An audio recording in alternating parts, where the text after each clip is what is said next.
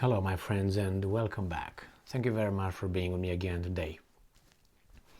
I am a firm believer, I don't know if that's the right term, but I will use it nevertheless, of an organism shaping its behavior according to the environment.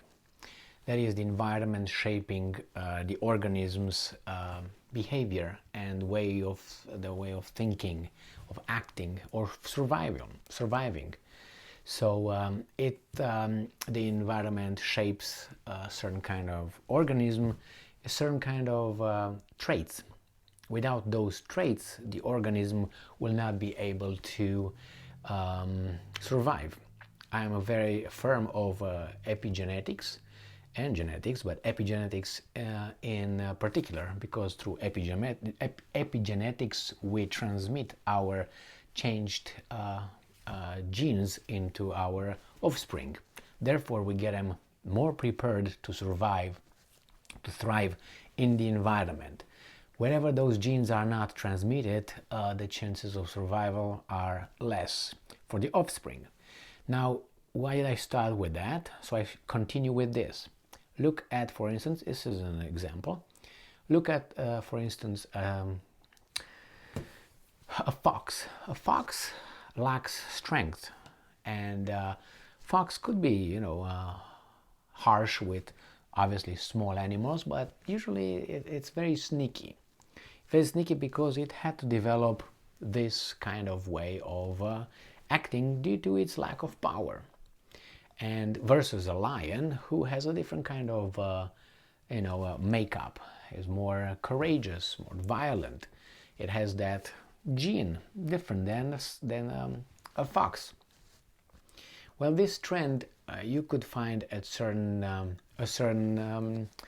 nations, for instance, traits. And I would say that the Romanian nation has a certain kind of trait that I observed, and that is a very sneaky, smart way of observing advantages or opportunities and taking advantage of those opportunities. They're very shrewd and keen in doing that, which is a good characteristic for the Romanian people. They might have other traits, like, I don't know, thinking that they are smarter than everybody else, thinking that they know better, thinking that all those kind of things, that they cannot really follow directions because they always find a better way to do stuff, or maybe cut the line.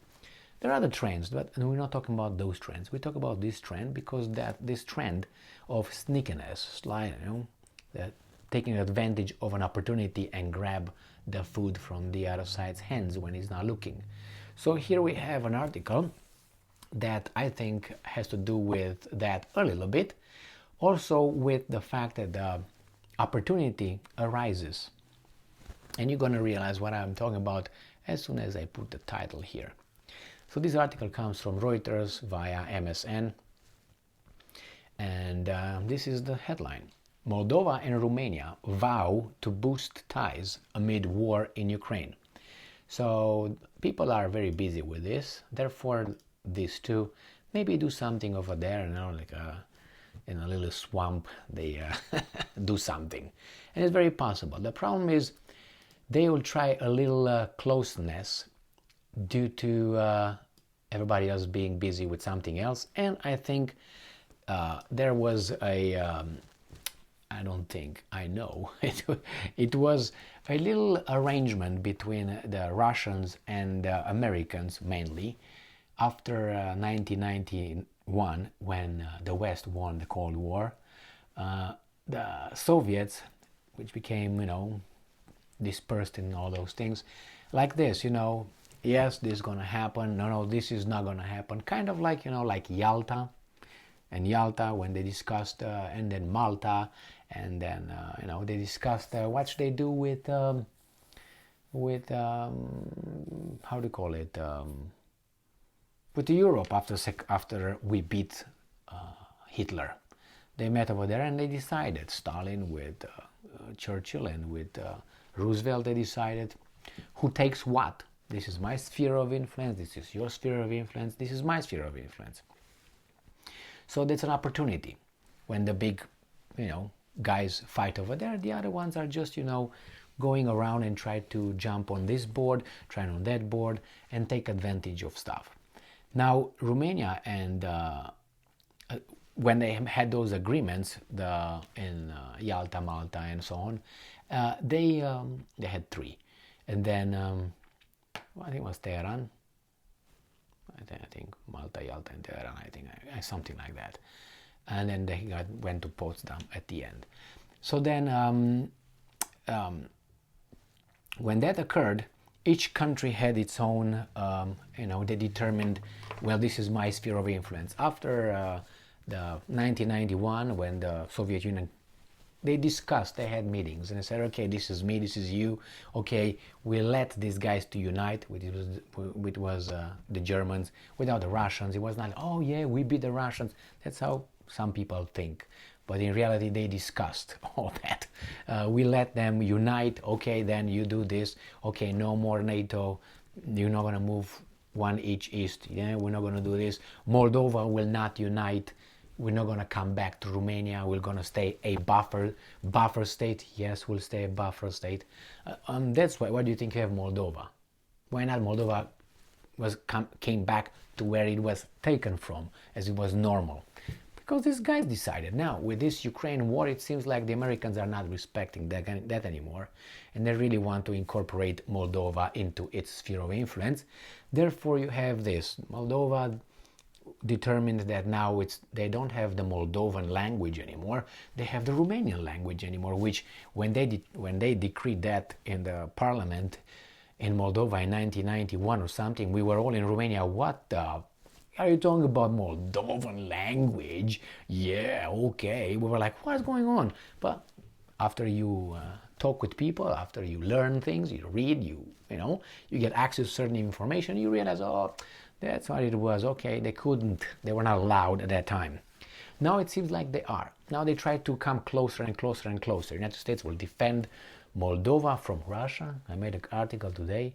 What do you mean it's going to support United States from 7,000 miles west? They're going to come and save Moldova all of a sudden? I mean, it's so much importance. And now look at these guys. They are, I'm going to come closer to you. We're going to cuddle a little, take your pants down, yeah, spoon a little bit, and up, it happened. Kind of like this, the unity. So they did this in before the first union between the old kingdom called and Moldova, the entire Moldova. They united by another sneaky move when they both elected the same principal. I will say president, but it was not a president. I don't know how you call it in principle, and how you call it in English. I would say president. They elected the same president in both countries. Therefore, he was de facto the leaders of two countries. And then they were allowed to unite because other people were busy with other stuff. So it seems like might be something of the same kind here. And by the way, they united in January 24th. Remember that one? Okay. So we have this one.